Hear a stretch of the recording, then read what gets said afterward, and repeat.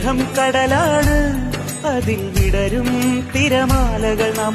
പകരും ഹൃദയങ്ങൾ തമ്മിൽ പണിയും പൊൻപാലങ്ങൾ. അഹദോന്റെ മറുനാമം മുഹബത്തിനൂറായി മാറാം. അഹദോന്റെ മറുനാമം മുഹബത്തിനൂറായി മാറാം.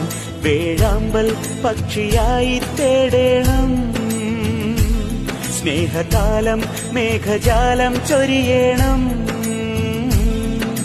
സ്നേഹം കടലാണ്, അതിൽ വിടരും തിരമാലകൾ നാം.